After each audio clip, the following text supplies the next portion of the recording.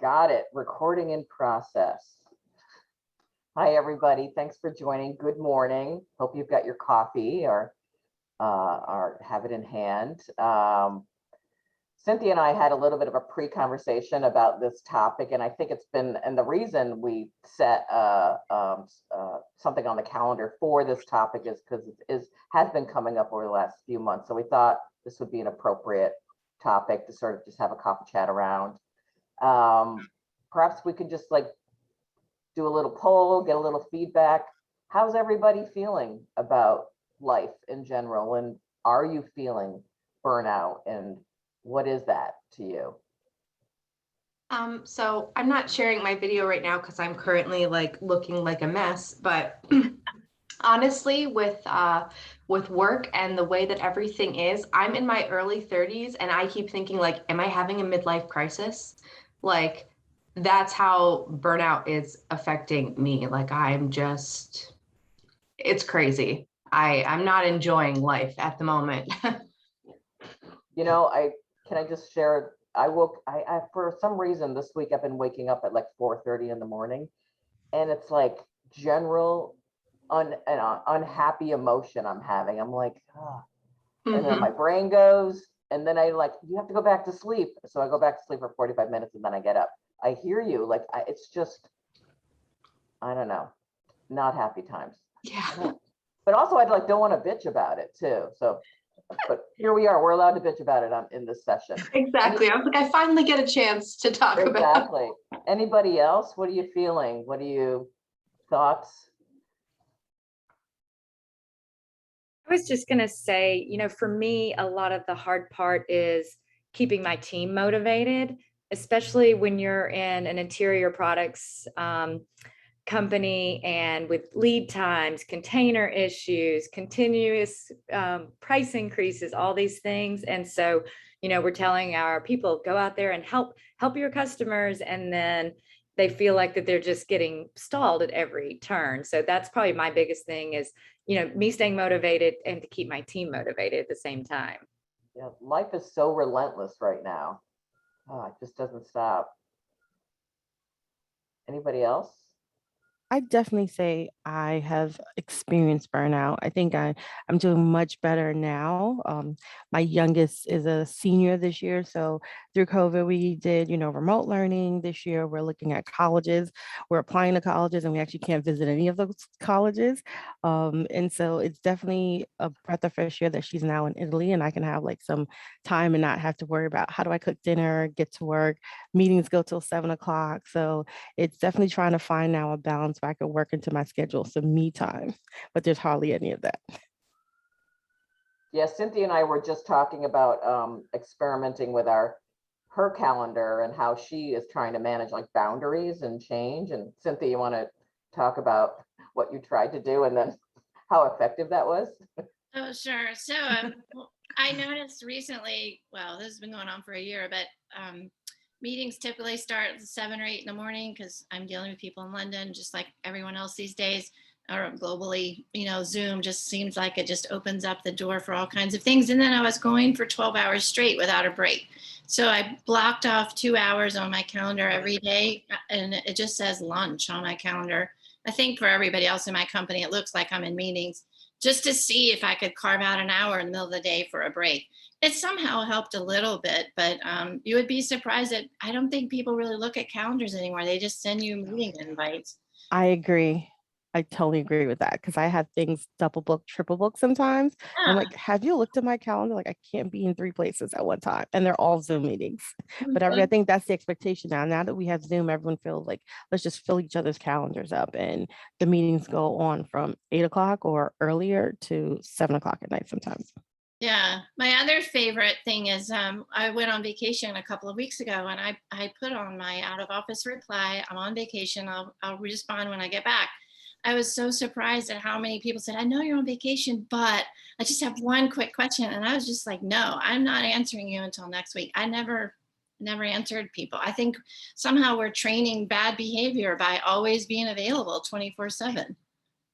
It's just like at some point you've got to say no, just for your own mental well-being, right? Yeah, I just wonder though, depending on where you are in your career, how much you can say no, right? Or give yourself permission to say no. Some of us who have been at it longer, I think we feel a bit more empowered. But I wonder if you're early or mid-career, yeah, like how's that working? Or how does that work? Anyone else want to share sort of their feelings or like what burnout's looking like? How are you feeling about this fall? We're sort of coming at, heading back to the office. If you are, like, any other sort of tales of woe? I can echo some of what's been said on the call. I think, psychologically, at the beginning of COVID, if someone said to us, this is going to be a year and a half of like this sort of surreality where it turns your sort of, what's been your life upside down in some sort of ways or altered it. I don't think any of us would be like, wow, a year and a half or more, or 2 years. Like, so I think we're all, I think as things got better over the summer, at least with, COVID stuff, we were all like, oh, like this is finally over. And then with the Delta variant, and then just other sort of complications as that sort of affects our various business. I think it's that sort of hoping that it's going to end and then having it not. And it's like that dichotomy of like really wishing and just having to like alter your expectations. And I think going back to the boundaries thing, I think it's so important to set those up, because otherwise it's sort of like you don't have control over these external factors, and at the same time you feel like you're not in control of what you're sort of expected to do or what you would like to do. So if you're a little bit more stringent with that, then I think that's definitely the challenge, and that's the way we'll save ourselves. Totally agree. Anybody else? You have a couple. Agree. I was Sorry, just go going to ahead. say exactly what Margaret just said, is that the hardest thing for me, in addition to all the business and the Zoom calls, is just wrapping my head around the fact that this is how we live now. Like this is it now, and we don't know when the end is in sight. 100%. If they would say, you know what, it's another year of this, that would be rough, but at least we know. I just like have had a hard time wrapping my head around that this is how we live. Like we may forever be wearing masks in large groups, and like, when are we going to say, oh, remember that time 5 years ago when we wore those masks? Like, when is that going to happen? It's just, and that's the depressing part. Regarding boundaries, I don't know if any of you guys are on Instagram or not, but if you are, I follow this woman. Her name is Melissa Urban. She created the Whole30 diet, but she is very good at communicating to women, especially, like wording to create boundaries in different situations. You may want to give her a look. She has like, red, yellow, and green ways of communicating boundaries. There's the nice one, then there's the little bit stronger, and then there's the real strong one. Just kind of interesting, and I've tried to not use them, but at least like put them in my head. So that's all I was going to say. Thank you. Can you spell out her name in the chat box? Sure. Thank you, Stephanie. Okay.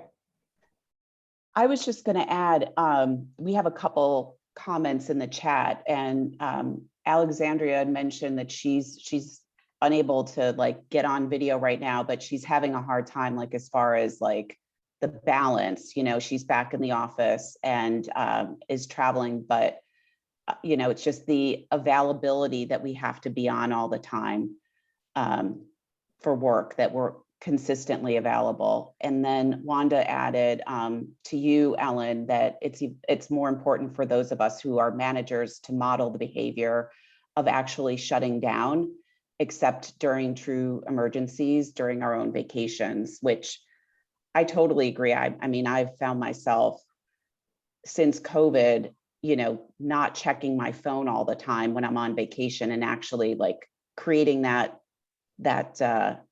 boundary for myself so that I can recharge. Yeah, do as you say and model it for people and give people permission Exactly. to do what you're doing.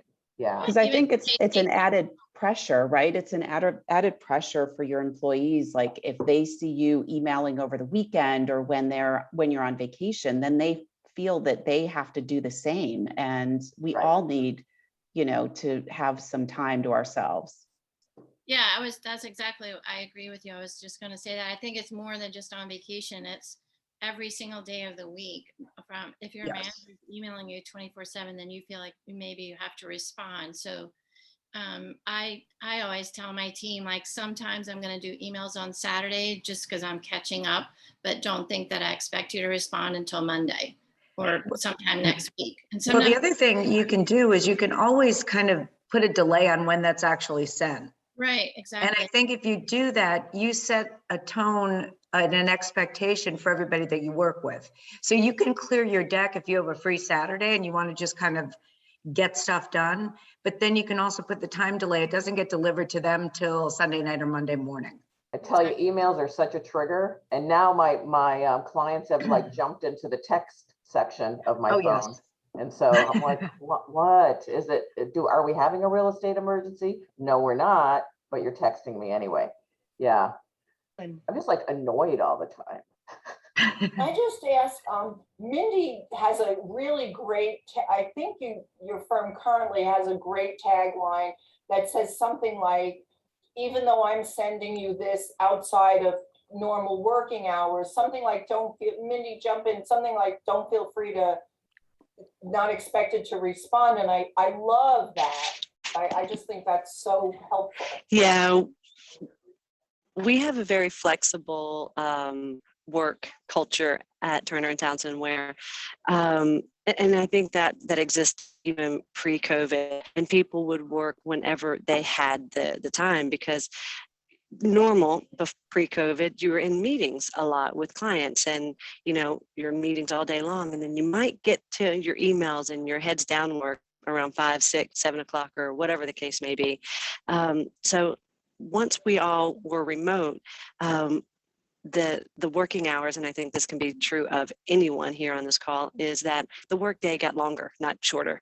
And then we were juggling personal and trying to fit in all of those responsibilities, also trying to juggle work. So I found myself sending emails at 8, 9, 10, 11 o'clock at night when I could actually sit down and get some work done. And so the thing that we had put in our email is just because I'm sending emails outside of regular, and I'm doing air quotes because what's regular, normal working hours, doesn't mean that you're obligated to respond. So it's whenever you have the bandwidth or the availability to respond, that's when you respond. And I think that internally that's helped a lot of our team members well, because a lot of our senior folks, they're constantly in meetings and they send emails when they get that breather time. But I also wanted to address something that Cynthia had said earlier about setting boundaries, and then how people just kind of plop meetings in your calendar. One of the things I started doing is all of my 30-minute meeting invites are actually for 22 minutes, and all of my 1-hour meeting invites are 45 minutes. And that allows me the little bit of the 5 minutes or the 15 minutes to run, go get some more water, or stretch my legs, or just step away from the computer for a little bit. And then when I do accept meetings, I also tell them I'm available for the first 25 minutes of this, or I'm available for the first 45 minutes of this, just to kind of carve back some of that time in between meetings, because I was finding I was in back-to-back meetings, and I was not able to process any of the information that I was just hearing on the call or in the meeting, or able to jot down any of the action items, because I was just thrown into the next meeting and then thrown into the next meeting. So that's part of the way I was able to kind of carve back some of my own time. So are you saying that, like, I'm like looking at my Outlook calendar right now, like it defaults to the shorter period of time for these meetings, or? You can change that in settings. So Yeah, if you go into your email settings, Yeah. if you go into file and let's say file Sorry and for then the tech help options on in this your call, Outlook. but I'm like fascinated by this. I kind of like it. Yeah, go into file options and then you can change your calendar settings. Ah. End appointment and meetings early. I love it. Okay, thank you. That's useful for at a minimum bathroom breaks. Anyone else? I see some familiar names on the screen. Sheena, how's your life going?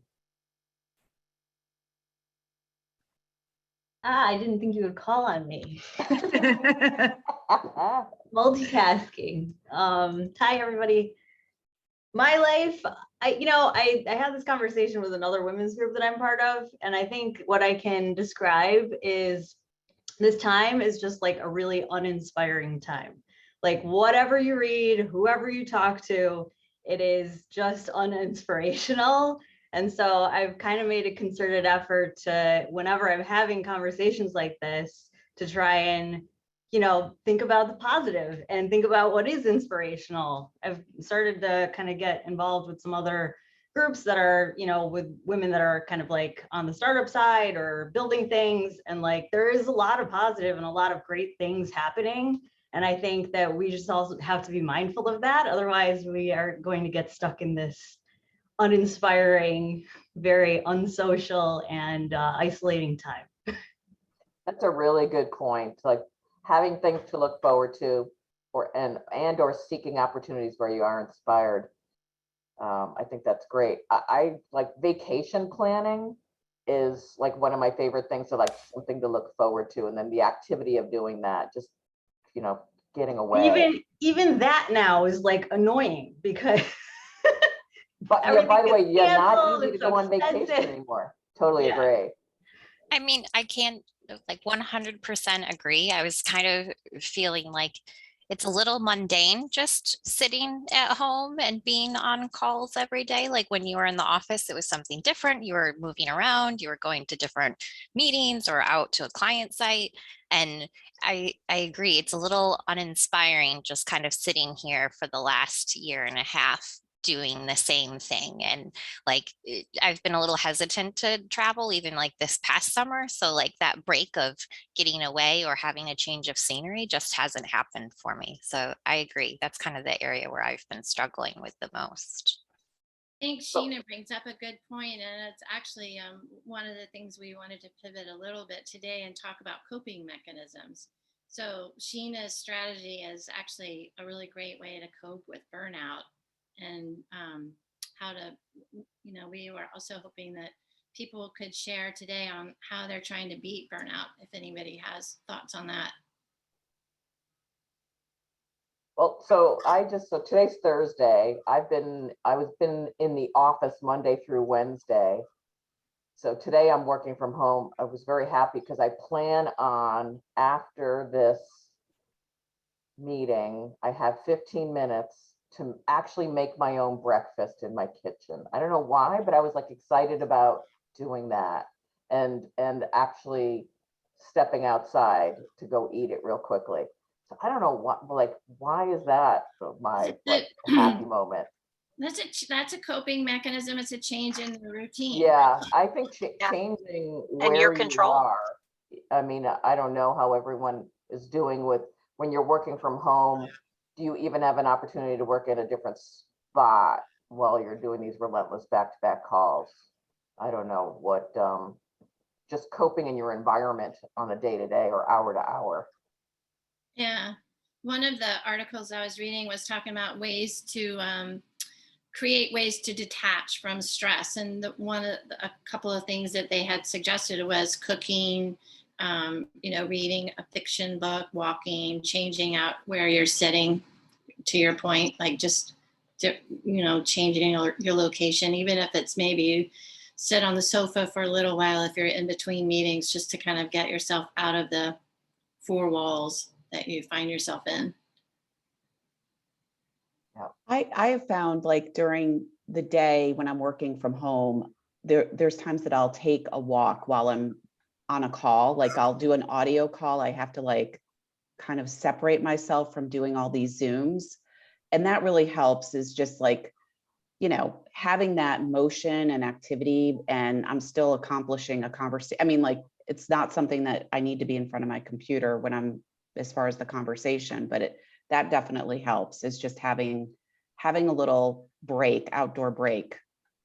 That's a great point. Yeah. I think in one of these articles, they were talking about asking your manager if you could switch from screen time to calls, just to break up the routine, to your point, to give everybody a chance to maybe like go for a walk for an hour instead of sitting all day. That's a great idea, Julie. So I think casual Fridays have taken on a new meaning in this day and age. So one of the things that we do is we say if it's a meeting on Friday, it's cameras off. Oh, interesting. I saw, yeah, I think City also is doing the same thing. I've seen like a couple companies, you know, mandating that it's cameras off Friday meetings, which I think is awesome. But Julie, I love your have to idea push of just against it. disconnecting from the screen, because whether the camera's on or camera's off, sometimes you just have to look at the screen, right? Yeah. And being able to take those calls and walk the dog or go, and recently it's not happened as well, so he's not happy, but those midday dog walks where you're on a call getting work done, but just not having to sit at the screen. You can still listen in and you can still contribute, but it does help a little bit, because it's hard to hear from everybody. I think there's so much back to back. Mindy said it earlier, like you don't have any chance to process anything. You're on a meeting and the next meeting and the next meeting. So stepping away for 15 minutes, it allows you to take a break from the stress of like solving problems and actually process what's happening. Yeah, and there's some good, and I love that idea too. And I actually thank you for walking us through that, Mindy, because I'm going to set my meetings up that way going forward. But there's some really good things in the chat as far as like, you know, as far as like how you can do that in Microsoft. And then I just want to mention too that Margot, you always find these great articles and podcasts. There's a podcast on creating boundaries too, that, you know, if anyone wants to check out, just jot this down. It's on Harvard Business Review. Thank you. Yeah, let's look at that. You know, when Cynthia and I pre-spoke about this topic, she said something to me that I hadn't thought about, but maybe it needs to be expressed aloud, which is don't internalize feeling burnout as being a failure. And it's okay to feel not great. And it's okay to like, but it's also okay to talk about it. You have to talk about it and then find, you know, ways to cope with it, but it's not a failure. It's just we're all like struggling with this crazy life that, as Sheena says, and I love it, this uninspiring life. It's just, there was a yesterday moment was this such summer. an uninspiring day. I was so down. It was so bad. Sheena, I was on a tour and I was like polling the broker. I'm like, so how many people, I was like, you know, are people back at work? Because I see them on the sidewalk. I'm like, oh, how many people are back in the office? He's like, 30%. I'm like, it's still only 30% in New York. And I was like, that means our life is going to be, anyway, not, the future is of it ending and going back to somewhat normal is not near future, FYI. And I was like, so down about that. I cannot tell But you. know that this is also the time that all of the tech companies are gobbling up every piece of real estate that everyone is letting go of, because Google, Facebook, Amazon are all taking additional space in New York City. And although they're not back in the office, their offices do remain open if someone wants to come in. And so I think that's where they've always pivoted to being flexible. Even when I worked for a particular client, the ability to go throughout the country, throughout the world, and decide whether you want to work from home or work in an office. An office is always available. So I think it's just other industries that need to catch up with that flexibility of how the new workplace experience is going to be. I also think it's kind of on us. Like what I've been doing, my coping mechanism is any meeting that I could do in person, I'm asking to do in person rather than a Zoom, because it is so easy to just do Zoom meetings. And I've noticed it just I don't remember half the conversation sometimes, or like who I meet on the Zooms anymore. And when you're out and actually with someone, you forget about that. Like, I got to go to the next, I got to go to the next, like I have 15 minutes for the next call. And it's like, it's weird. You would think that you'd be less, you'd be more stressed about getting to the next meeting, but you know, life sort of goes on when you're at a lunch and you stay at 20 extra minutes and then you get back to what you were doing. It's really like a perspective thing. I think, I mean, I don't have all the answers obviously, but that's really helped me a lot. That's why I try to come in as much as I can. Yeah, because there's adventure to getting back to the office. I mean, yeah, it's a little bit if you haven't been back to the office, totally get the dauntingness of it. But once you're back sort of in the work office environment and walking down the sidewalk and seeing the recovery and the human beings and the tourists, I was like, that is inspiring that, you know, people are coming back. But so if anyone wants to have lunch, I'll host you. All right, I'm in, Sheena, Sheena, I'm in. Well, I was also just gonna say, like, today is actually my first day getting back on the subway and the bus. I have been taking Ubers only, even though I've been throughout the whole pandemic. And definitely today it was interesting to just see people in close proximity, because unless I'm driving my car or getting in an Uber, I've not interacted with anyone except if I'm in the office and the people that are in my office. So I definitely do see that the city is coming back. There are definitely tons of people going into the office. It's not as much as before, but I thought I would have like an anxiety attack like yesterday when I got on the train, and surprisingly, it's like, okay, you can do this. You are still a New Yorker. You can do this. That's great. It's the first few days or a week or so, it's daunting, but then it's fine. I mean, I get, you know, pissed when some guy on the bus wasn't wearing his mask, and I'm like, dude, like, just put it on, right? Follow the rules. But yeah, it's good to have that change.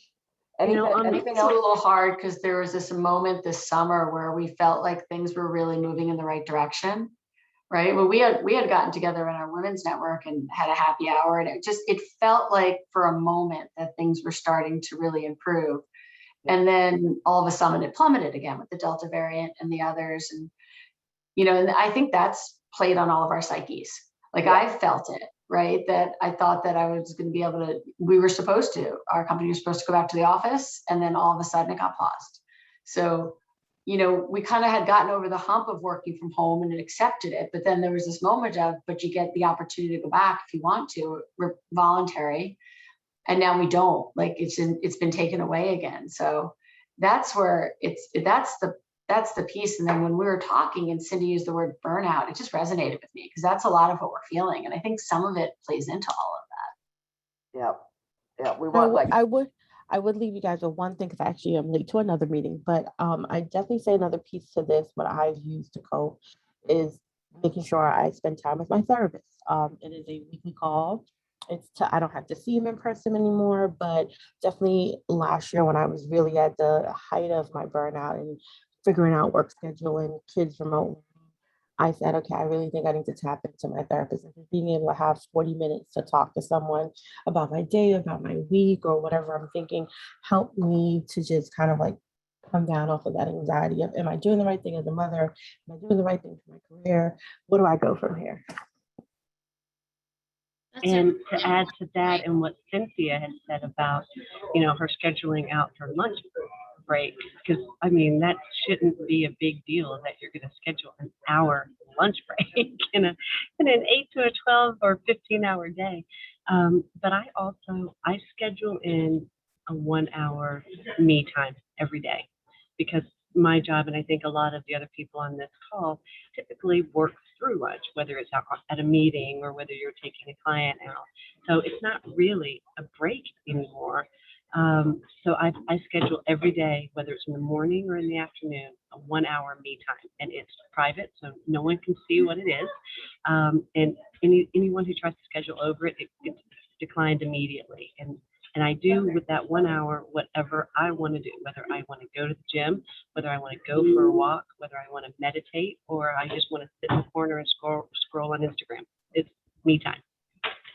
Great, thanks, Mindy. I also wanted to get back to Nikisha really quickly because you said you had to leave, but I was reading a lot about the topic today, and over again, one of the main things that came up on coping mechanisms was the fact that we need to prioritize and normalize conversations on mental health. So thank you for being brave enough to even put that out there. I don't know why we have a hard time talking about this as a society, but we're all in this together and we're all experiencing this. So thank you for talking about that. I think that's really important. And that came up over and over again in all the literature, like what we're all dealing with in terms of burnout and coping. On that subject, Cynthia, one of the things that we do here is we had a company-wide Zoom call that it's called Claim Speak, and it's an opportunity for all of the employees at Turner & Townsend to talk about exactly that: mental health, burnout, coping strategies. And it provides a forum for people to speak freely and feel like they're not going to be judged. And we talk about mental health and what that looks like, some of the experiences, how people are dealing with it. And, you know, we just had one last week where we had someone who was just a brave soul who shared her story with the company and what she was going through from a mental health perspective, and speaking with her therapist and how we need to kind of take away the stigma surrounding mental health. That, I mean, if you had high blood pressure, you would go to the doctor and no one would say anything about it. But if you have anxiety, people are like, oh, she's crazy. So how we need to kind of change the way we think about that. It's just another doctor, it's our health. And she also provided some ways of how to create less anxiety or awkwardness with it when you talk to your coworkers. You know, she's like, it's okay to be weird, and it's okay for you to say, this kind of weirds me out, but the more conversations I have about it, the more comfortable I'll be with it. So we've started to create an environment here where we're starting to encourage people to be a little bit more understanding and less judgmental about mental health. That's great. I think that's so important. I've also heard from people who've said they've never been anxious in their entire lives, but now they finally get it. When somebody says they're anxious, they're starting to feel that anxiety too. So, I mean, maybe the silver lining is maybe we'll all be a little more compassionate and a little less judgmental, and really listen when somebody says, hey, you know, I'm struggling or I'm feeling anxious, rather than immediately putting a label on them.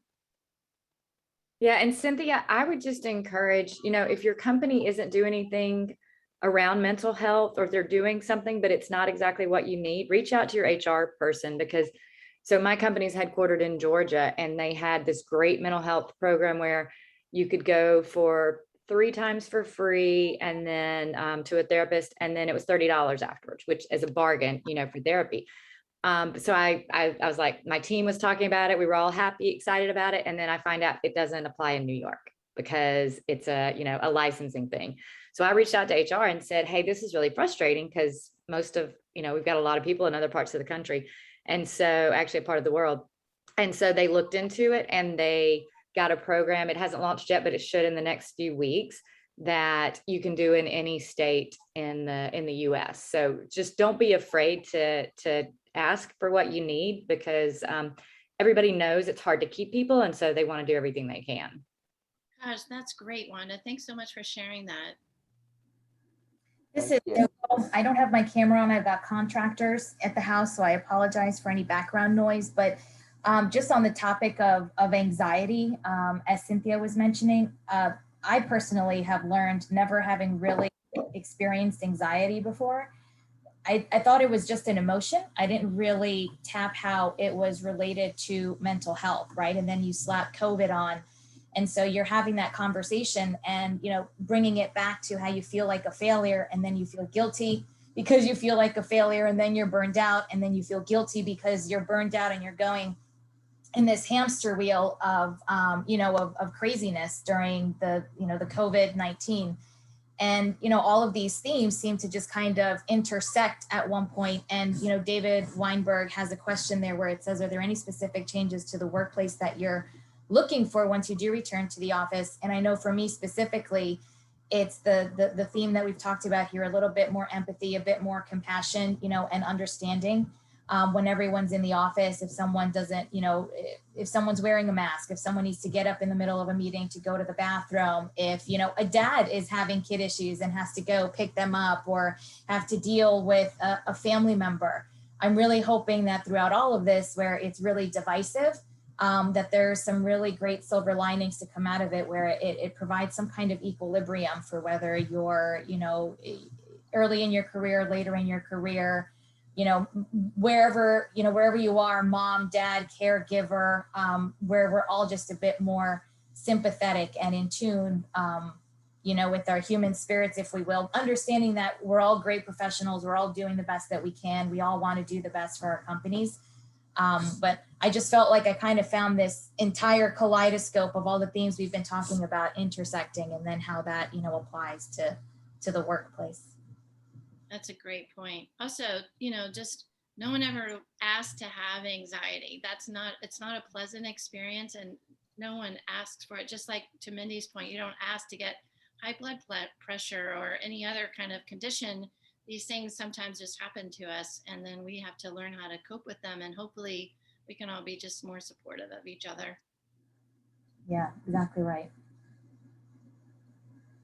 Any other thoughts on coping mechanisms, how to beat burnout? Any ways we can support each other? Any thoughts? Hey, this is David. There's another perspective that I think we should touch on, and that is the plight of the disabled and the challenges that disabled people have when they confront having to venture into the office every day. And I think COVID has enabled those people to be more successful and more engaged, because they can work from the comforts of their home environments. And it's just part of, like, you know, the workplace of the future post-COVID is like, how do we really address accessibility for all? And I think that's something that's often overlooked. And I'll give you a personal example. I have a hearing disability, and I find Zoom to be an amazing equalizer. And when I'm trying to confer with people who are wearing masks, it really puts me at a disadvantage. So the ability to see people and to read lips and to do all the things that make it easier for me, you know, technology has been great. So, you know, part of COVID has been the rise of the introverts, but how do we go back to the office so that there's a greater level of equality for everyone? Totally agree. I'm hearing that with the few clients that are actually thinking about design and, you know, their new space and how to go about it. Equality is definitely rising. That and wellness, obviously, is rising as far as a priority when governing design. Yeah, and even like the work. I think you put in the chat box something about workplace, David. Do you have any thoughts on, like, even when people are going back to the office, what to consider? I think you know, people want to have variety. They want to have that heads down space where they feel like they can maintain some level of social distancing.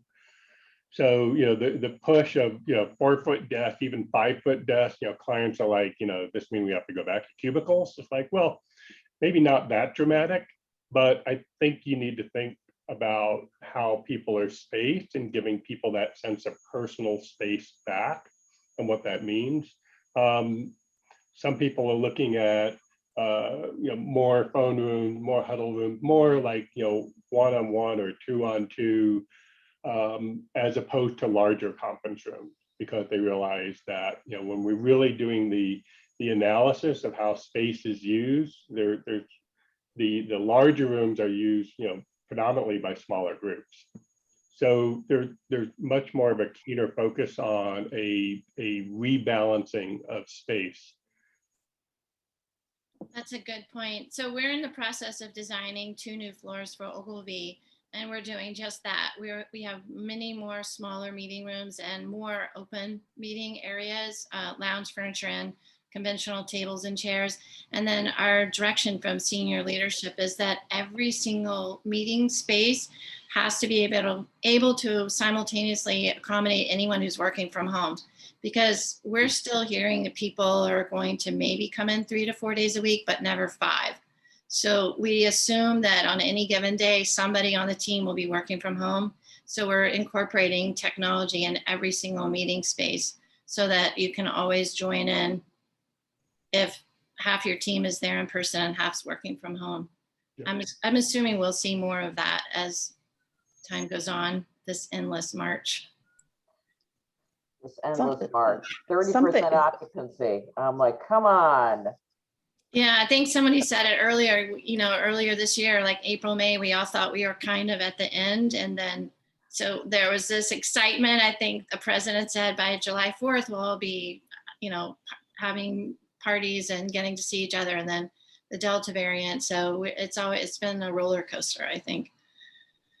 Something I just wanted to add on, with what David was talking about, and Ellen, you and I think we're talking about this last week, is, the sensitivity with sound when you do go back to the office. Like we're used to, I have a child and it's not always quiet in my house, but, it's like that, just thinking about acoustics and how we feel like coming back to the office with like a lot of like,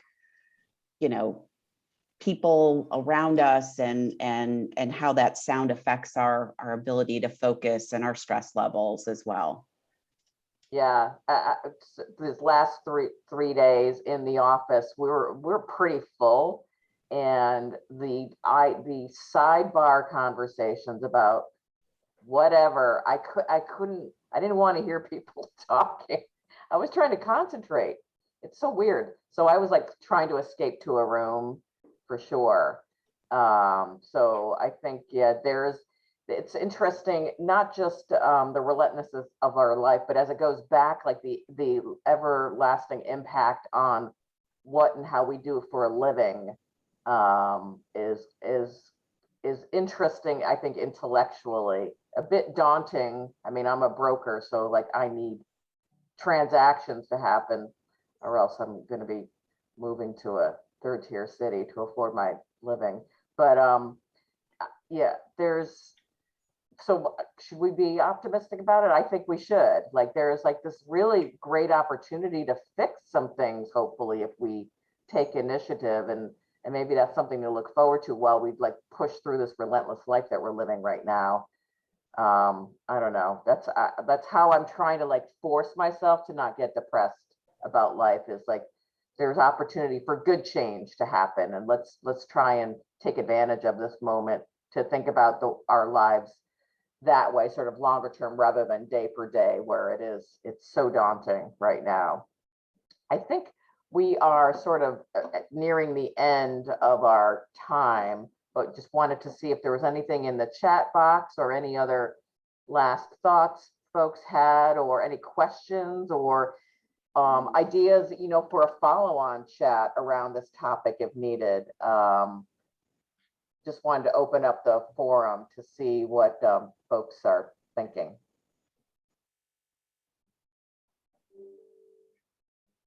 Great. Well, thank you then, everybody, for joining, and hopefully it was useful to hear that we're all burnt out. We're trying to cope. We have different methodologies. There's others out there we should access.